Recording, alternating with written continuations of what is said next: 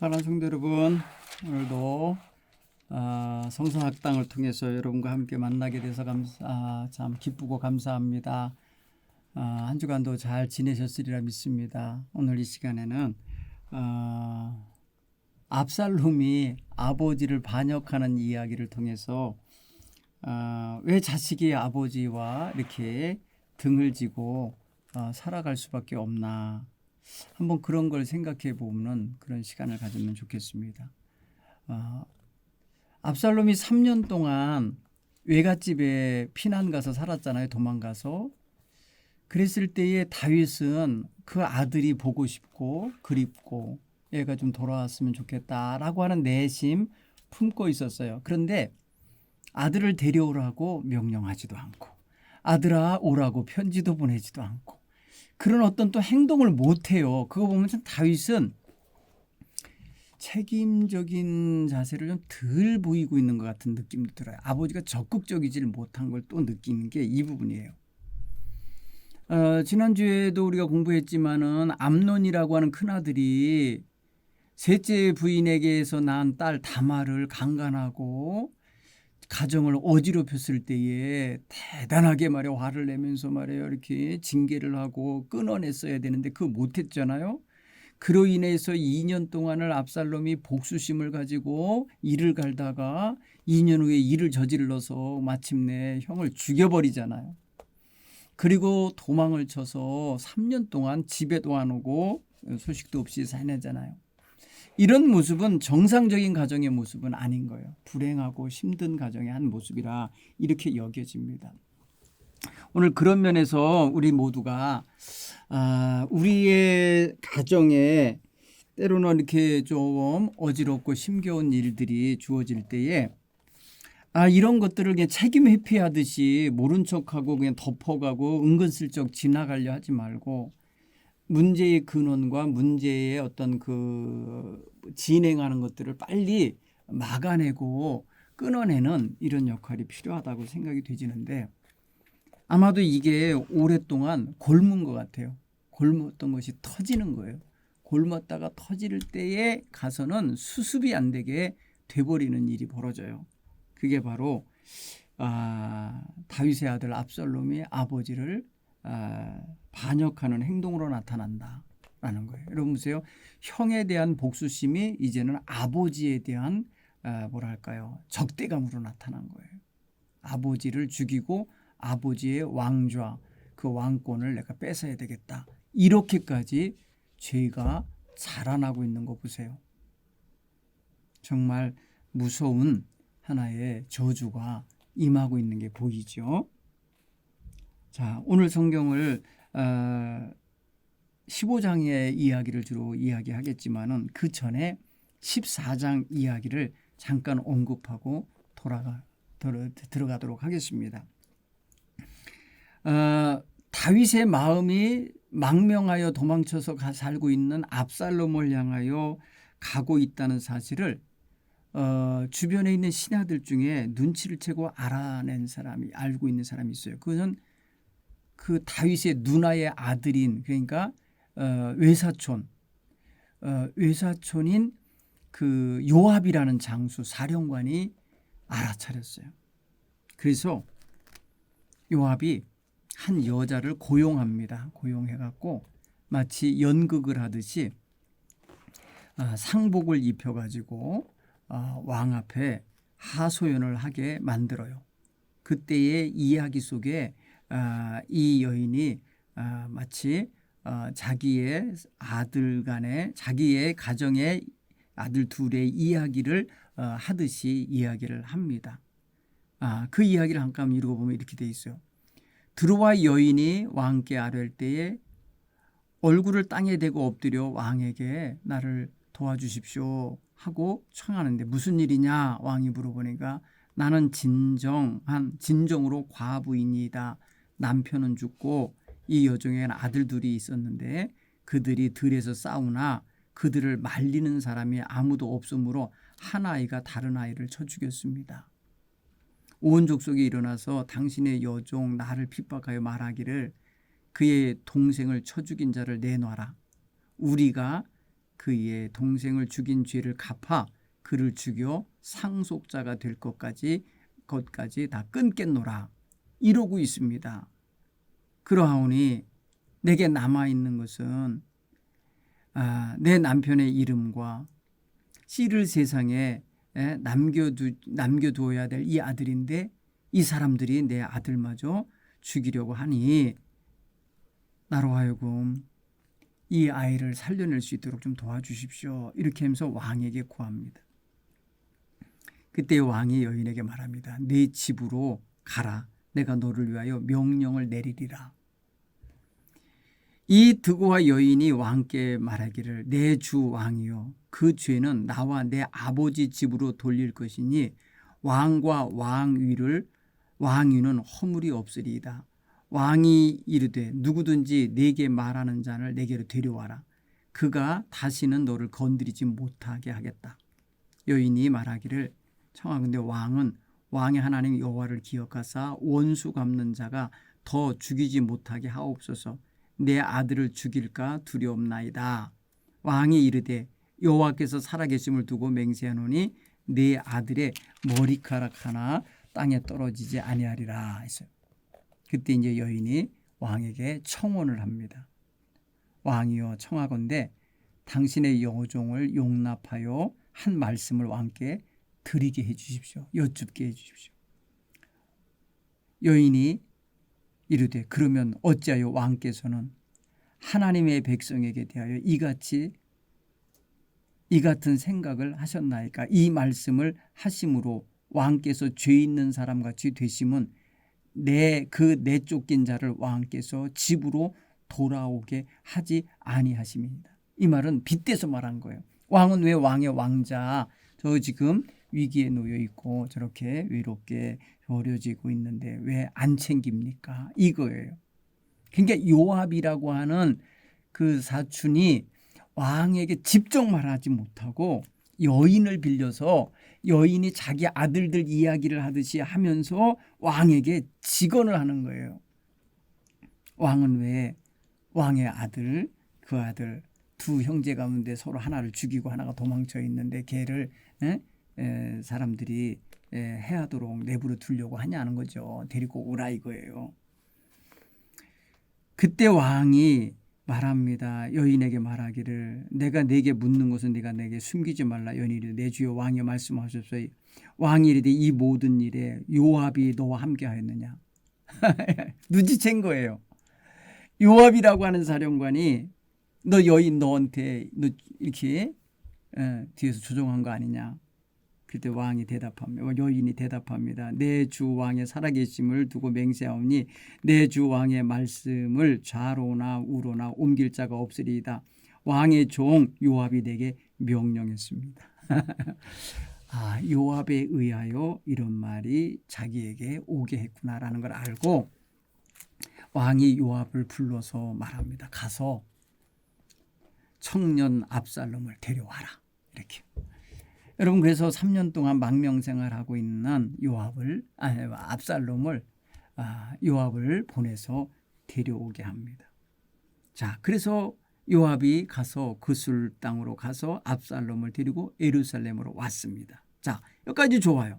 그런데 문제가 있어요. 왕이 말입니다. 데려온 아들을 볼 수 없게 합니다. 왕궁에 들어오지 마라. 이렇게 해갖고 압살롬으로 하여금 예루살렘에서는 살긴 하지만 왕의 얼굴을 대면하지 못하게 해요. 여러분 이건 뭐예요? 데려오나 마나죠.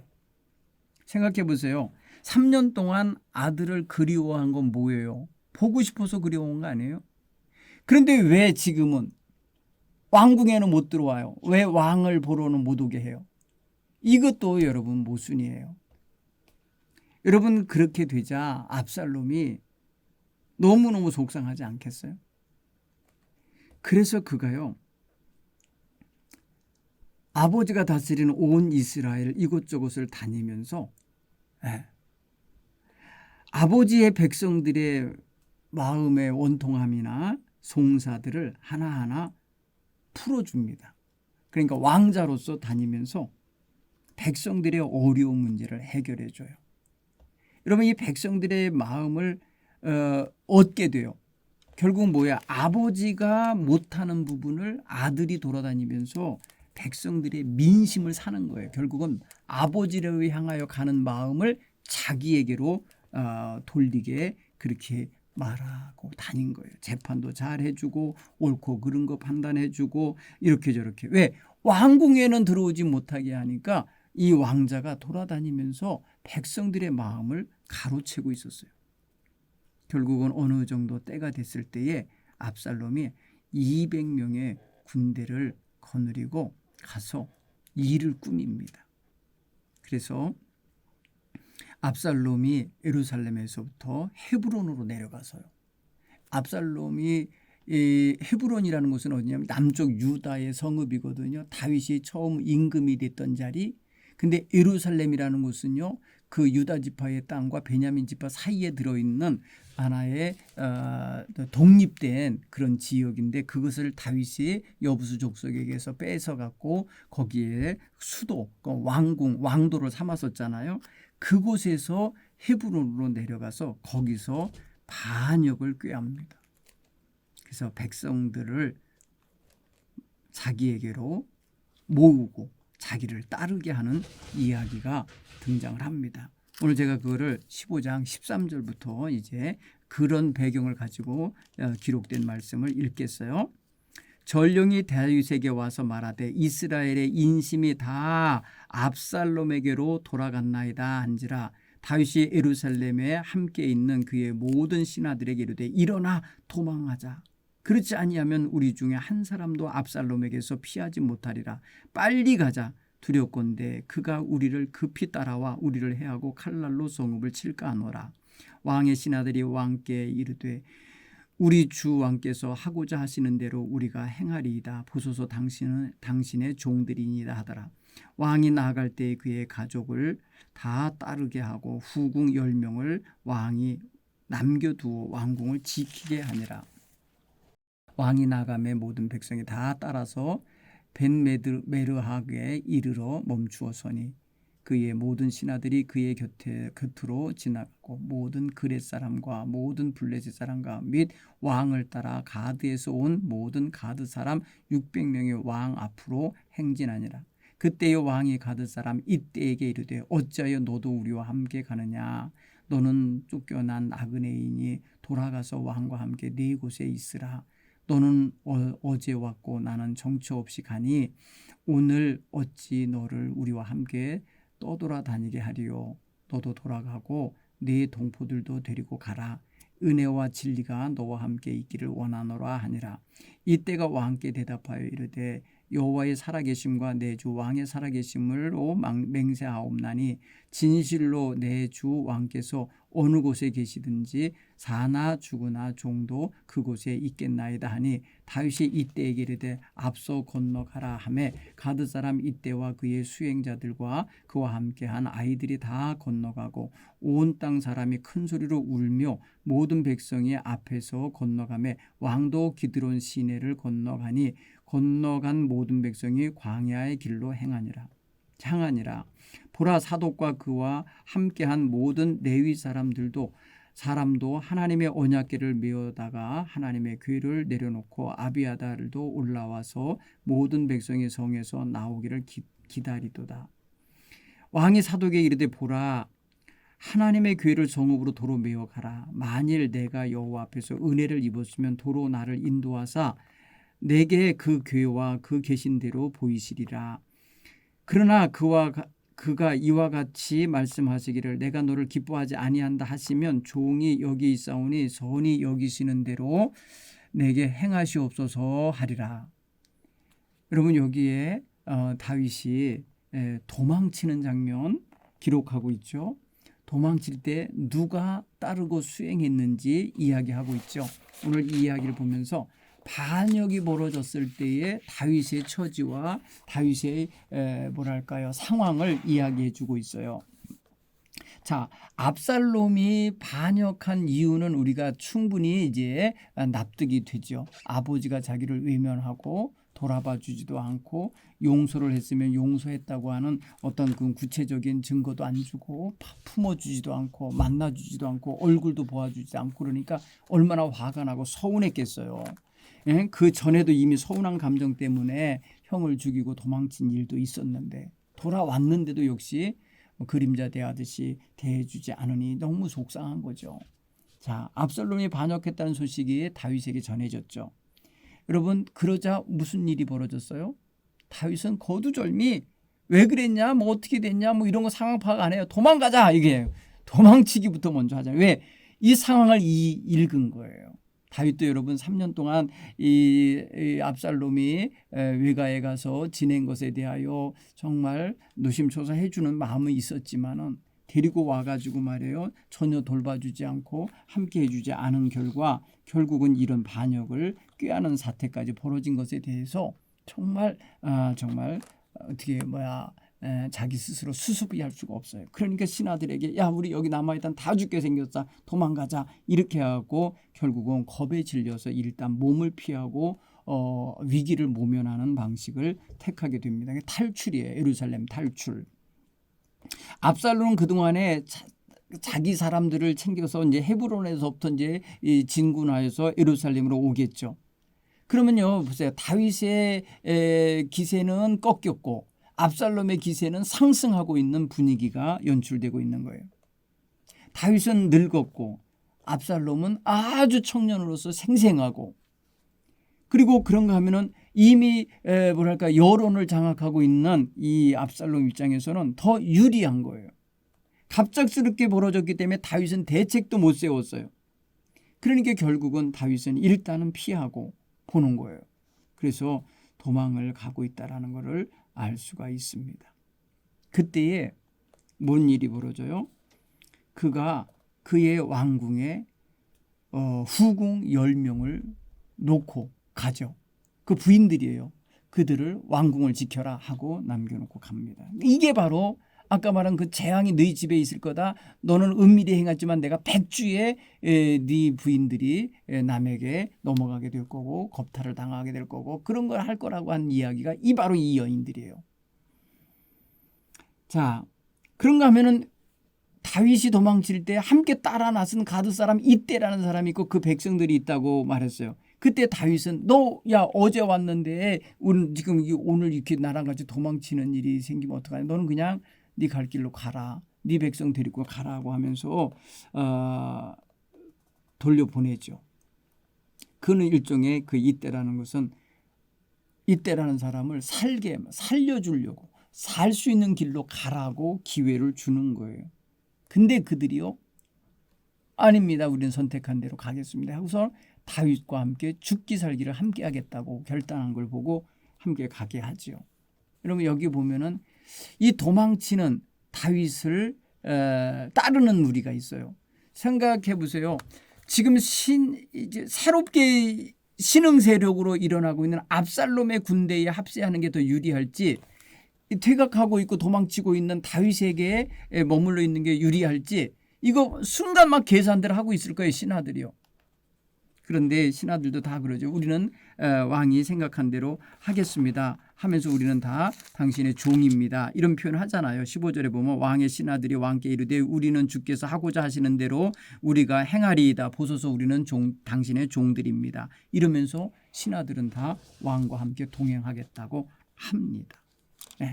그런가 하면 이 이방 사람이죠. 가드 사람이잖아요. 근데 이 사람 또한 전향한 지 얼마 안 됐거든요. 그런데 너 나를 따르지 말고 그러면 돌아가라. 돌아가라는 것은 어디로 돌아가요? 가봐야 어디에 압살롬의 권세 속으로 들어가는 것밖에 없는데 거기 가서 살려달라고 해라. 그들과 함께 어울려 살아라. 이렇게 해서 보내는 거겠죠.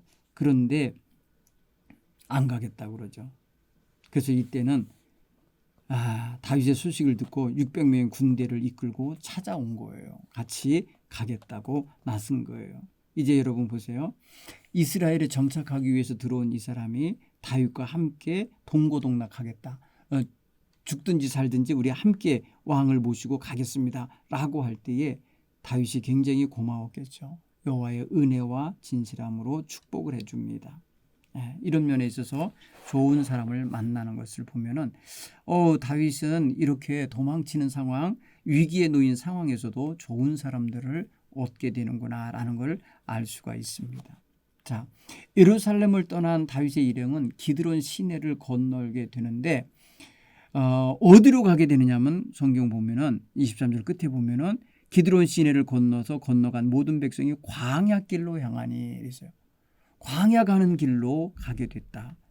여러분 광야길로 간다라는 것은 이미 고난이 연상되지 않습니까? 힘겨움이 전제되어 있다는 걸 알 수 있죠. 다윗의 행렬이 기드론 시내를 건너서 정말 울면서 울음바다가 돼서 쫓겨가는 기구한 다윗의 운명에 함께 슬퍼하며 따라가는 이 무리들 가는 길은 광야길이다. 얼마나 여러분 초라합니까? 그죠? 정말 화려한 왕궁 또 모든 것이 다 갖춰진 예루살렘을 떠나서 광야로 간다. 그거 자체가 저들에게 있어서는 고난으로의 향하는 길이죠. 그러면 어떻게 보면 상징적인 의미가 있어요. 그렇죠? 고난, 지금 위기, 광야 다 연결되는 인생의 광야로 가고 있는 거예요.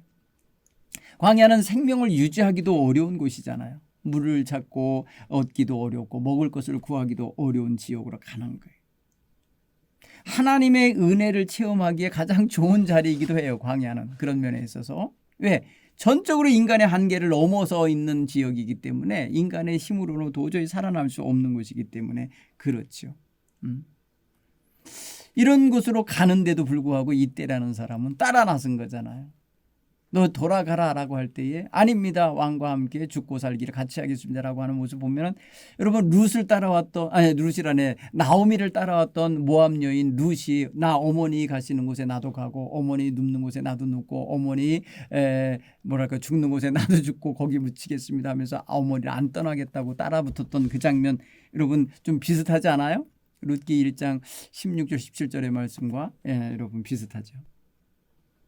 그런 면에서 보면 정말 아무것도 없는 곳으로 가고 있음에도 불구하고 동행해주고 있는 이런 사람은 정말 힘이 되는 사람들이에요. 여러분에게 인생에도 정말 힘들 때 이렇게 끝까지 동행하는 사람들이 늘 있게 되기를 바랍니다. 어느 날인가 우리가 다 모든 것에서 이제 벗어날 날이 오는데 그럴 때 힘이 되는 사람이 있으면 좋죠. 근데 여러분 또 누가 또 나선 줄 아세요? 제사장들이 따라 나섰어요. 제사장들이 법궤까지 메고 레위인들과 제사장들이 함께 우리 가겠습니다 하고 법궤까지 가지고 나왔어요. 여러분 근데 다윗이 뭐라고 그래요? 법궤를 메고 온 이 제사장 사독과 아비아달에게 다시 돌아가라고 그러죠. 여러분 여기서 표현하면 이게 종교 최고 지도자들이 다윗을 지지했다는 걸 알 수 있어요.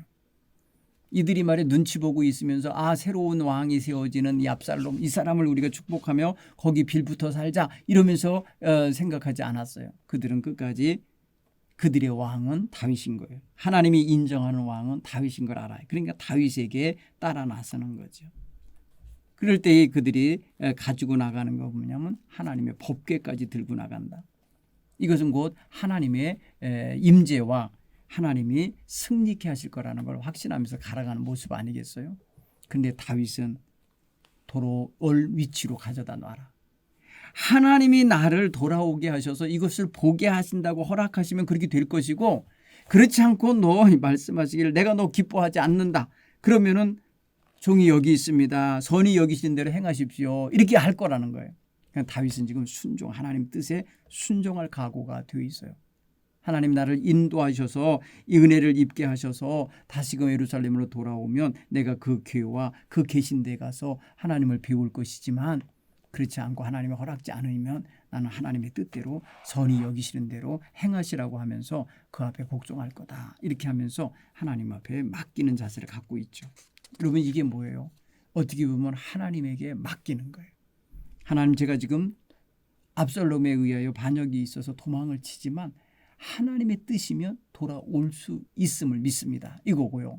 하나님이 아니다 너 오지 마라. 그럼 난 그 하나님 뜻대로 받아들이겠습니다. 라고 하는 거예요. 결국 뭐냐 하나님의 뜻에 맡기는 자세가 여기에 숨어 있다는 것을 알 수가 있어요. 사랑하는 성도 여러분 그렇게 보면은요 왕은요 이 사독이라는 제사장과 아비아달을 보내면서 말합니다. 너희에게 두 자식들이 있으니까 그 아들들한테 나에게 그곳에 있는 이야기들을 나한테 전해줘라. 예? 그러니까 이제 새로운 임금이라고 합시고 압살롬이 등장할 거 아닙니까? 그러면은 이 예루살렘 정보가 이제 다윗에게로 전달되어 와야 되잖아요. 그럴 때에 그 정보통 역할을 하라고 하면서 그들에게 그런 특명을 내려서 돌려 보내게 되는 겁니다. 실제로 나중에 다 그들이 그 예루살렘 소식을 다윗에게 전해주는 역할을 그 제사장들이 하게 됩니다. 사랑하는 성도 여러분, 오늘 이 짤막한 말씀 속에서 우리가 함께 생각해 볼 게 있다면 뭘까요? 하나님께서 이 다윗을 통하여서 우리에게 보게 하는 게 뭘까요? 가만히 보면요, 문제가 자라나고 있고 뭐랄까요, 어떤 그런 큰 어떤 위기나 아니면은 안 좋은 결과가 나올 것이 뻔한데 이거에 대하여 수습하지 않고 손대지 않고 이거에 대하여 처리하지 않았을 때에 그 결과 옳게 왔구나라고 하는 일이 벌어지는 상황이 와요. 왜냐하면 옳게 왔다라는 말은 뭐예요? 아이고 그 안 했으니까, 그렇게 처방 안 했으니까, 그렇게 미리 수선을 하지 않았으니까 이런 일이 벌어지지 하는 말, 이런 말이 붙을 수밖에 없는 결과, 이런 것들을 우리는 충분히 삶을 통해서 예상할 수 있는 것들이 있다는 거죠. 그거를 우리가 점검하고 넘어가야 돼요. 자, 여러분, 우리는 다윗이 밧세바에 대한 범죄를 저질렀을 때에 그 죄가를 치르는 과정을 봤잖아요. 그렇죠? 그가 은밀한 중에 행한 일이 나중에 점점 커져서 그 남편을 죽이고 그 아이를 그 부인을 빼앗아 아내를 삼고 그리고 아이를 낳는데 그 결과 뻔한 거잖아요. 하나님이 용서하지 않고 그 아이를 죽게 만들고 하나님이 은총을 베풀지 않은 장면 봤잖아요. 그렇죠? 그다음에 그 가문에서의 아들들 간에 복수극이 벌어지고 아들과 딸 사이에 강간이 벌어지고 하는 그 결과에 대하여 이거 수습하지 않은 결과 어떤 게 벌어질 거라는 것 정도는 우리가 지금 예상을 해요. 그때 다스리지 않았기 때문에 살인이 벌어진 거고, 그때 다르지 않았기 때문에 아버지를 대적하는 반란을 일으킨 거 아니겠냐 이거예요. 올 게 온 거예요 결국은.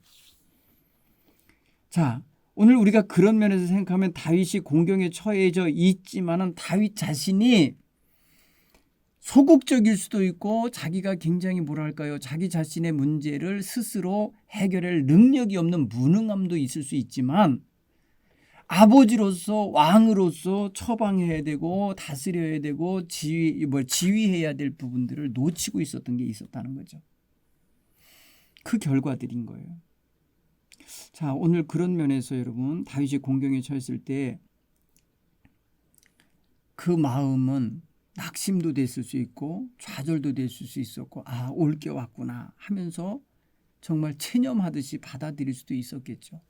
아마 도망치면서 아마 그런 생각을 했기 때문에 하나님이 나를 선하게 여겨주시면 돌아올 것이고 그렇지 않으면 나는 그냥 하나님께서 행하시는 대로 받아들여야지, 이렇게 뭐랄까요, 마음을 정리하잖아요. 정리한 모습을 보면은 알 수 있어요. 나약한 모습도 있고 어떤 면에서 보면은 굉장히 소극적인 면도 있고 어떻게 보면은 정말 자기의 직무에 대하여 유기하고 있는 모습도 보이게 돼요.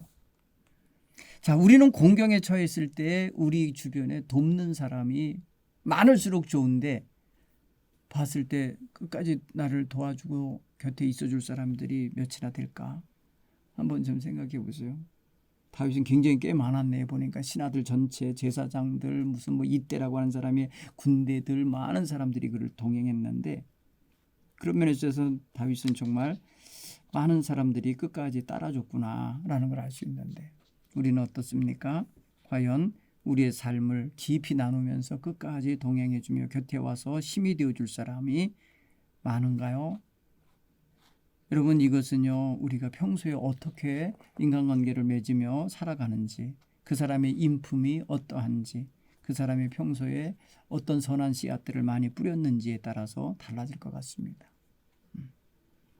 자, 다윗은 법궤를 정치적으로 이용하거나 아니면 자기의 나름대로 어떤 왕권을 강화시키는데 일정 부분 사용했죠. 중앙 집권적 정치를 하는 데 있어서 그 곁에 종교 종교적인 그 뭐랄까요 초점도 자기 곁에 모아서 가기 위해서 법궤를 자기의 성으로 가져가는 행동을 했었잖아요. 그런데 지금은 자기가 가는 이동하는 자리에 법궤를 가져가는 문제에 대해서 그는 사양합니다. 이제 전적으로 하나님께 맡기고 하나님이 나를 다시 찾아주시면 내가 그 법궤와 그 계신 곳에 가서 배울 것이나 그렇지 않으면 지금 도망가는 이 길 어디선가 죽임을 당하든지 버림을 당하든지 돌아오지 못하게 되든지 그 또한 하나님의 뜻에 맡기고 그 선한 대로 행하시는 대로 받아들이겠다 하는 걸 보면 굉장히 성숙한 모습을 보인다는 걸 알 수 있어요. 여러분 이게 지금 다윗에게 있어서는 그 순간까지 가장 오래 산 순간이잖아요. 가장 오랫동안 살아온 시간에 보여준 모습이잖아요. 자, 오늘 우리가 여기까지 살았다. 이게 우리의 가장 오래 산 날인데 오늘 나는 하나님 앞에 전적으로 그 뜻에 순종하는 자세를 갖고 지금 살고 있나? 한번 돌아볼 수 있는 시간이 되기 바랍니다. 여기서 신앙의 성숙함이 어느 정도인지를 볼 수 있지 않을까 싶어요. 여러분 신앙이 성숙하지 않으면요 어른이 됐어도요 장로가 되고 목회자가 됐어도 하나님 앞에 어리광 피는 기도 어리광 피는 사람의 모습을 갖고 있어요. 나 이렇게 해주지 않으면 하나님 못 믿어요. 뭐 나 이렇게 내가 생각하는 대로 해결 안 해주시면 하나님 계신 거 아니에요. 이런 식으로 나가는 사람들이 있다. 이건 문제가 있어요. 하나님께 성숙한 신앙을 가진 사람은 하나님의 선한 뜻이면 하나님께서 나를 선히 여기셔서 나를 돌아오게 하시면 내가 거기 가서 뵙고 거기 있는 자리에 가서 그 기회를 대하겠다라고 하는 자세. 하나님이 원치 않으시면 내가 하나님이 선에 행하시는데 내가 받아들이겠다. 이렇게 생각하는 자세가 이게 진짜죠. 여러분 하나님의 주권에 전적으로 순종하는 자세를 가지고 있는가 한번 보시기 바랍니다. 내 고집대로 하나님이 움직여 주셔야 되고 내 욕망대로 하나님이 하셔야 된다는 생각하면 안 되는 거예요. 다윗을 보세요. 여러분 우리가 다윗의 입장이라면 그 순간 하나님 그냥 그 압살롬이라는 놈 그냥 무너뜨려 주십시오. 나 돌아와서 그놈을 따랐던 자들 다 처단할 수 있게 해주십시오. 뭐 이런 식으로 복수심을 가지고 기도할 수 있겠죠. 내 욕망대로. 근데 다윗은 그러잖아요. 예루살렘을 떠나면서 울면서 떠났거든요. 울면서 떠나면 다시 돌아오게 할지 안 올지 다 하나님이 하실 거라는 걸 믿고 하나님께 그냥 맡기는 자세를 갖고 있습니다. 성숙한 신앙을 가져야 이런 모습을 보일 거라 생각합니다. 오늘 저와 여러분이 정말 하나님의 눈앞에서 마침내 우리가 이루어야 될 일, 행해야 될 일들 제대로 행하면서 살아내는 그런 모습이 있게 되기를 바랍니다. 오늘 이 말씀 마음에 새기시면서요. 한번 한 주간 또 묵상하시길 간절히 바랍니다. 다음 주에 뵙겠습니다. 감사합니다.